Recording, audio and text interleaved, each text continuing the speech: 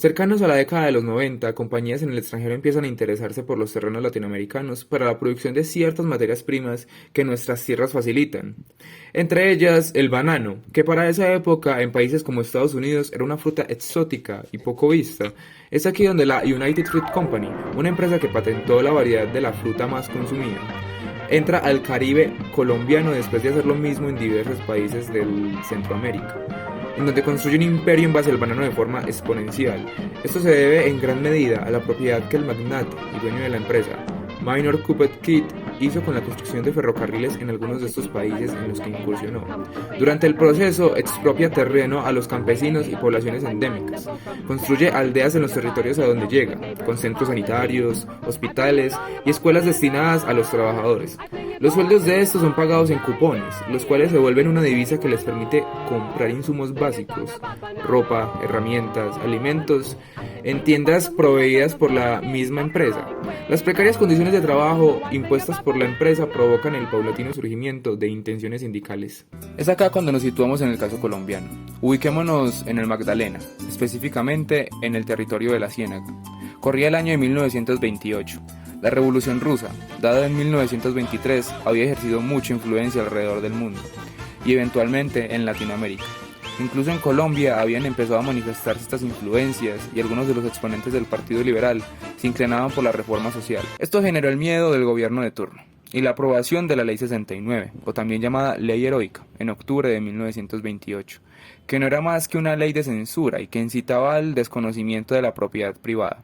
Es por esto mismo que el pliego de peticiones expuesto por el Sindicato Obrero de las Bananeras, que pedía la abolición del sistema de contratistas, el aumento general de los salarios, el descanso dominical remunerado, la indemnización por accidente y la construcción de viviendas decorosas para los obreros de la zona bananera a la United Fruit Company, es rechazado. Ante la negativa, el 12 de noviembre empieza la huelga de los obreros, y de esta fecha, al 6 de diciembre, todo por parte de los huelguistas había sido pacífico. Pero para los medios conservadores del momento, aquel evento era algo impulsado por la infiltración del Partido Comunista en el país. Inmediatamente, la compañía empezó a mover sus influencias en el aparato político del país, y el general Carlos Cortés Vargas comandó una pronta intervención del ejército en la zona. Al encontrarse con la manifestación pacífica y desarmada de los obreros, este mismo dio la orden de disparar. Ante el presidente Miguel Abadía Méndez y el Partido Conservador, aquel sería un acto heroico que salvaría al país de la anarquía. El saldo de muertos es aún a día de hoy incierto. Gabriel García Márquez relataba en Cien años de soledad que fueron 3000. Testimonios aseguraron miles o cientos. El propio Carlos Cortés Vargas confirmó 47 bajas. El reconocimiento y o negación de los hechos presenciados en este evento lo abarcaré desde dos exponentes principales. La negación, o más bien la mitificación de lo sucedido en la Ciénaga durante la hegemonía conservadora, tiene un exponente muy peculiar. La senadora Fernanda Cabal, de quien no ahondaré en su vida política en esta ocasión, afirma: me informan que están alborotadas las redes sociales porque dije que no había existido el mito de las bananeras. Los invito a verse el debate completo de Partida W anoche, que estuvo muy bueno. Ya está en mi Twitter, está en Facebook, está en YouTube.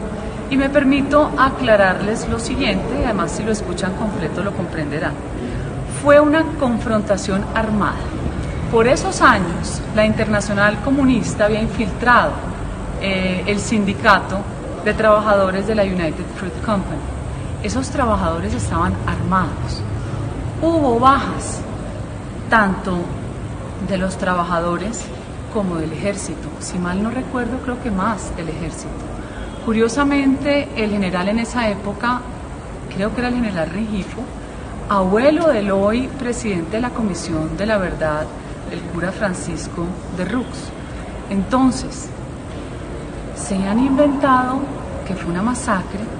Gabriel García Márquez además le añadió la cifra de 3000 trabajadores asesinados. Si ustedes hoy van al departamento del Magdalena e intentan tener 3000 trabajadores para hacer cualquier tipo de trabajo agrícola, no lo van a conseguir. Ni en esa época, hace más de 80 años, ni hoy. Entonces así van creando una narrativa histórica mentirosa. Esa es la figura de inversión revolucionaria que utiliza el comunismo para inventarse a lo largo de la historia sucesos que no fueron como tal. Esa es la aclaración que quiero hacer y lo remito también al libro magistral del periodista e historiador Eduardo Mackenzie, donde parte de todos esos hechos los estudia a fondo, hace toda una investigación historiográfica y saca la realidad a la luz. Igual a lo que ha pasado en el Palacio de Justicia, donde los desaparecidos no fueron desapariciones forzosas, ya están apareciendo. Cabal remite a Eduardo Mackenzie, periodista e historiador con una postura hacia lo sucedido en las bananeras que reutiliza algo ya visto en el gobierno de Miguel Abadía y en el debate dado en el Parlamento de 1929. Y es que aquel sindicato fue promovido por grupos comunistas enviados por la Tercera Internacional desde Moscú, además de ser financiados y armados por la misma con el objetivo de tomar Santa Marta y hacerlo el epicentro de una toma del poder democrático. Es así como para los militantes de centro y derecha la afirmación de que fue una atrocidad no es más que un pensamiento castrochavista, esto último en palabras del propio Eduardo.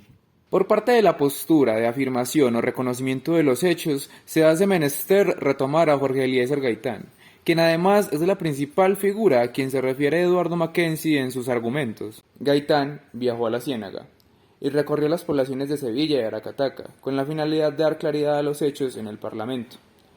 Realizó entrevistas, tomó fotos de cadáveres y destrozos atribuidos por los medios a los huelguistas, pero según su investigación fueron ocasionados en su mayoría por la tropa y por orden del general Cortés Vargas. Según su misma investigación, logró probar que la represión contra los obreros de las bananeras llevó a un genocidio con al menos 300 muertos por balas oficiales. Este también hace una crítica a Miguel Abadía Méndez, por su despreocupada adulación al ejército, ante un hecho que él consideraba inmoral. Y cabe mencionar que para cuando llevó a cabo esta intervención, el general Cortés Vargas ya había sido destituido de su cargo, no por lo sucedido en las bananeras, sino por los eventos posteriores el 8 de junio de 1929, donde un estudiante fue asesinado a manos de la fuerza pública. La razón sería su ineptitud como director de la policía en ese momento. Se hace obvio, ante la observación de los hechos, que la verdad es dada por quienes constatan que sucedieron estos acontecimientos, pues la documentación hecha por Gaitán deja en claro que un acto inhumano fue llevado a cabo en la Ciénaga. El papel que desempeña María Fernanda Cabal y el señor Eduardo Mackenzie son lamentables. Cabal hace observaciones que intentan ser una suerte de aproximaciones históricas, que solo demuestran que habla desde el desconocimiento. Incluso cuando se refiere al supuesto general Reguinfo, esta habla desde el antiguo ministro de guerra, Ignacio Reguinfo, y lo que es Eduardo Mackenzie, un hombre de academia que demuestra más criterio, solo repite el lenguaje de odio tan común en este país para criticar las denuncias de atrocidades, tildando al que denuncia de mamerto y castrochavista mantenido por la izquierda. Las afirmaciones de estos dos personajes se tornan en algo irresponsable, cuando se refieren al suceso de las bananeras como un mito, pretendiendo que no sucedió o que no es fiel a la realidad, pretendiendo que la obra de Gabo sea una excusa irrefutable. Pero es absurdo, porque Gabriel García Márquez, igual que otros escritores como Álvaro Cepeda Zamudio en La Casa Grande o Javier Auque Lara en Los Muertos Tienen Sed, hacen una reconstrucción, aunque histórica, también literaria de los acontecimientos de su época. Y no es relevante para determinar su veracidad si los muertos fueron 47 o 3000, pues en cualquiera de los casos aquello fue una atrocidad, donde muchos órganos públicos tuvieron participación. Sin embargo, también considero que la atención no debe recaer solamente en el ejército, y debemos girar un poco la mirada para ver cómo la United Fruit Company se esconde detrás de la bandera estadounidense, y es que podemos darnos cuenta de que a esta empresa no le tiembla la mano para asegurar sus medios cuestionables de producción a cualquier costo, así como pasó en Guatemala con Jacobo Arbenz, presidente que había iniciado una serie de reformas sociales a favor de los trabajadores. Diciendo que esto no iba muy a la par con los intereses económicos de la compañía ni del país norteamericano, la United Fruit Company decide apoyar a un frente armado financiado por la CIA para su derrocamiento.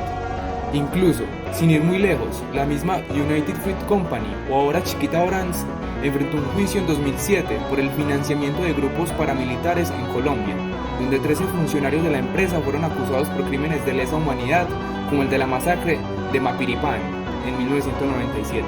Los hechos hablan por sí solos. Juzguen ustedes mismos.